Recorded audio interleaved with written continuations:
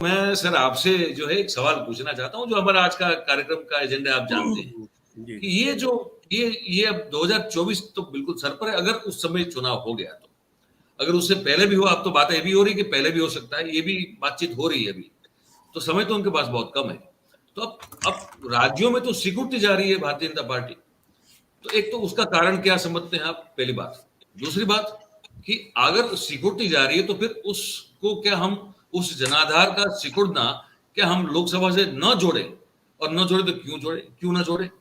जिससे दूसरी बात ये, और तीसरी बात ये कि तो फिर ये तीन बड़े राज्यों को लेकर अगर जाएंगी लोकसभा में भारतीय जनता पार्टी, तो क्या होने वाला है ये बताइए सर आपके हिसाब से। मयूर जी, पहली बात तो 3 नहीं, मुझे लगता है 5 राज्यों का चुनाव होगा। तो और 5 का साथ होगा में बिल्कुल। साथ में लोकसभा का भी चुनाव होगा। 5 क्या, बल्कि महाराष्ट्र और हरियाणा का चुनाव भी साथ साथ होगा, हो ऐसा मेरा सकता है, मानना है। और बिल्कुल। मेरा मैं भी मानना यह मानता है कि शायद मोदी जी इतना डर गए हैं कि नवंबर और दिसंबर में वो लोकसभा चुनाव शायद प्री पोल कराने जा रहे हैं, ऐसी कोई मेरी जानकारी है। हूं। आप जी सब वरिष्ठ लोग हैं, आप लोगों के भी सूत्र होंगे अपने। जी और जी जी। महाराष्ट्र से वो इतने डरे हुए हैं और हरियाणा से इतने डरे हुए हैं कि उनके चुनाव भी उन्हीं के साथ कराने जा रहे हैं, ऐसी मेरी खुद की जानकारी है। तो समय सिर्फ उनके पास कम नहीं, बल्कि समय विपक्ष के नेताओं के पास भी कम है। जी उनके पास तो अनाप शनाप अरबों का पता नहीं कितने अरबों रुपए हैं इस वक्त। बड़े बड़े लोगों, धन्ना सेठ उन्होंने खड़े कर दिए हैं। तमाम संस्थाएं देश की हमारी आपकी बेच दी है, उसका जो भी कमीशन मिला हो। और दुनिया भर के तमाम, कुछ लोग कहते हैं चीन को भी कुछ बेच दिया है। कुछ लोग कहते हैं वो कौन से गिनी टाइप के 40-45 लाख की आबादी के देश में गए थे प्रधानमंत्री जी। कुछ लोग ऐसा आरोप लगाते हैं कि वहां भी कुछ लेन देन टाइप का चक्कर था। अब ये तो सच वही जाने जो वहां तक पहुंचे। वो 40-45 लाख की आबादी का देश है। उसका जो प्रधानमंत्री है उसके ऊपर बड़े भ्रष्टाचार के आरोप थे, किसी तरह बिल्कुल। बच गया, प्रधानमंत्री भी बन गया है वो। उसने पैर भी छू लिया।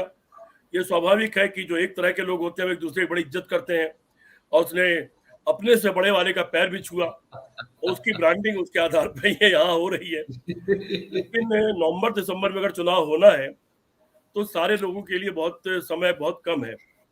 खास तौर पर वो तमाम दल जिनके पास पूंजी नहीं है, पैसा नहीं है, जिनके पास संसाधन नहीं है।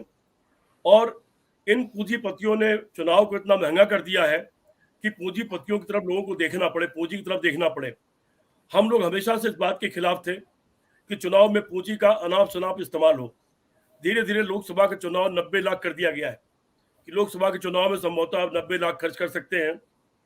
लोकसभा के सांसद को तनख्वाह मिलती है, जरा उसको जोड़ लीजिए, 5 साल में 60 महीने होते हैं, जरा जी 60 महीने का जोड़ लीजिए, उसको कितनी तनख्वाह मिलती है कुल मिला के। और तनख्वाह अगर 90 लाख नहीं मिलती है तो फिर ये 90 लाख वो खर्च कहाँ से करेगा।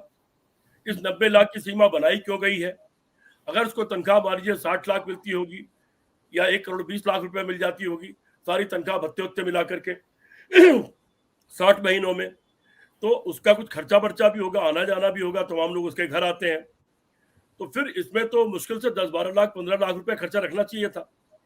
लेकिन बिल्कुल। ये पूंजीपतियों का षड्यंत्र है। ये बड़े पूंजीपति और पूंजीवाद का षड्यंत्र है कि चुनाव को इतना महंगा करा दो कि सिर्फ हमारे चमचे, हमारा पैर छूकर हमारे तलवे चाटने वाले लोग ही सरकार में आए, वही वही चुनाव लड़ सकें, और ठीक है। बाकी लोग संघर्ष करते हुए दिखलाई पड़े। यही लड़ाई है पूंजीवाद की और समाजवाद की, पूंजीवाद की और प्रगतिशीलता की। पूंजीवाद इतना अनाप शनाप न चला आगे चला जाए कि उसके नीचे समाजवाद और गैर बराबरी से जो लड़ाई है वो दम तोड़ दे। तो ये स्थितियां देश के सामने है। लेकिन फिर भी अभी कर्नाटक के चुनाव में जो हम लोग को पता लगा, आप सब पत्रकार हैं, जानते होंगे, वहां भारतीय जनता पार्टी ने प्रति वोट करीब 5,000 से 6,000 रुपए खर्च किया है। नगद भी बांटे गए, और बाकी भी जो जो भी बुरे काम होते हैं वो सब हुए वहां। और इसके कंक्रीट, इसके सबके पास अकाट्य प्रमाण है। लेकिन उसके बावजूद जनता ने वहां उनको बुरी तरह हरा दिया और दूसरी पार्टी को जिता दिया, जो साधन विहीन पार्टी थी, उनको जिता दिया। तो भारत की जनता को सलाम करना चाहिए कि वो कई बार भूखे नंगे लोग जो पैदल चलते हैं, रेल साइकिल से चलते हैं, ऐसे लोग भी अगर उनके दिमाग पर चढ़ गए तो उनको जिता देती है और बिरला जी को हरा देती है। मोहन नगर में, गाजियाबाद के मोहन नगर में उसके मालिक, मोहन मिकिल्स के मालिक, अगर उनकी फैक्ट्री में काम करने वाले लोग भी उनको वोट दे देते तो वो चुनाव जीत गए होते। लेकिन मोहन मिकिल्स के मालिक अपने इलाके से ही चुनाव हारते रहे हैं। बिरला जी राजस्थान से चुनाव हारते रहे जब तक कि इंदिरा गांधी ने इनडायरेक्ट मदद करके उनको संसद नहीं पहुंचाया।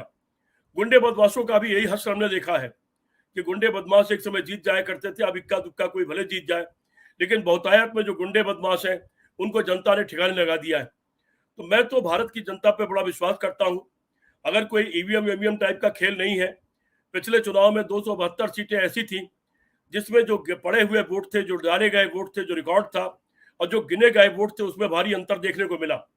और जब आप जैसे तमाम साथियों ने उसका नोटिस किया और उसको सोशल मीडिया पर लिख दिया कि 270-72 सीटों पे गिने हुए वोट और पड़े हुए वोट में अंतर आ रहा है, उसी 10 मिनट के अंदर चुनाव आयोग ने उसको वेबसाइट से गायब कर दिया। इसके अलावा भी कई अलग अलग लोग ईवीएम के ऊपर सवाल उठाते रहे हैं, उसको प्रूफ करते रहे। ये अलग बात है कि चुनाव आयोग ये कहता है कि आप आइए हमको प्रूफ करिए कैसे गलती हो सकती है, लेकिन ईवीएम को आप छुएंगे नहीं, इसको खोलेंगे नहीं, आप दूर से बैठ के बताइए कि कैसे इसको प्रूफ किया, इसमें कैसे गड़बड़ हो सकती है। तो वो सारे सवाल अपनी जगह है, बड़े सवाल है। उस पर शरद पवार जी ने बीच में एक मीटिंग भी बुलाया था विभिन्न जिलों की ईवीएम के सवाल पर, लेकिन वो आगे बात कहां तक बढ़ी मुझे नहीं मालूम। मैं आपको इसमें बात बता दूं आपको। मैं अपनी बात पूरी कर लूं। जी, मैं बात पूरी कर लूं। जी। तो अगर इस तरह का कोई नाजायज हथियार इस्तेमाल होता है तो नाजायज हथियार के सामने तो चुनाव का कोई मतलब नहीं होता। लेकिन अगर चुनाव ईमानदारी से होता है तो भारत की जनता ने हमेशा अपनी शक्ति, अपनी बुद्धि प्रूफ की है। आपातकाल के बाद बंगाल से लेकर कश्मीर तक इंदिरा गांधी को जीरो कर दिया था। ये अलग बात है, दक्षिण भारत ने फिर भी 167-70 सीट उनको जिता दिया था। शायद वहां जुर्म ज्यादती उतनी नहीं हुई थी या कम हुई थी या नहीं हुई थी, वहां 160-70 सीट वो फिर भी जीत गई थी। लेकिन उत्तर भारत में बंगाल से लेकर कश्मीर तक इंदिरा गांधी शून्य हो गई थी और मेरे लीडर थे राजनारायण जी, उन्होंने इंदिरा गांधी तक को हरा दिया था। तो भारत की जनता ने समय समय पर अगर समाजवादी पार्टी ने कोई जुर्म ज्यादती की तो उसको हरा दिया और बहुमत और मायावती को पूरा बहुमत दे दिया। अगर मायावती ने कोई बहुत बेईमानी भ्रष्टाचार किया तो उसको हरा दिया और दोबारा मुलायम सिंह को भारी बहुमत दे दिया। इन दोनों से नाराज हो गई तो सीधे सीधे उत्तर प्रदेश की जनता ने भारतीय जनता पार्टी को भूतों न भविष्यते 325 सीट दे दिया। तो ये परिस्थितियां हैं। भारत की जनता तो समझदार है, वो निर्णय करना जानती है और प्रदेशों में जो निर्णय हो रहे हैं वो आपका सवाल का जवाब है। ये भारत की जनता वही निर्णय कर रही है जो उसको करना चाहिए। लेकिन एक सवाल और उठता है, फौज का एक नियम है, बल्कि जो फौज का शास्त्र होता है, युद्ध शास्त्र, उसका एक नियम होता है कि कई बार एक बड़ा युद्ध जीतने के लिए कहा जाता है कि 3-4 छोटी चौकियां छोड़ दीजिए और धोखा देने के लिए अपनी फौज को पीछे ले आइए और फिर तैयारी के साथ बड़ा युद्ध जीत जाइए।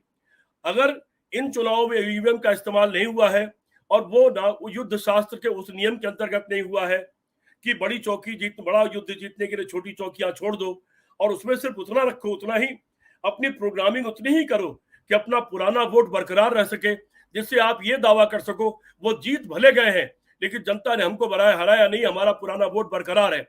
अगर रणनीति कुछ इस तरह की है तो निश्चित तौर पर लोकसभा के परिणाम कुछ अलग देखने को मिल सकते हैं।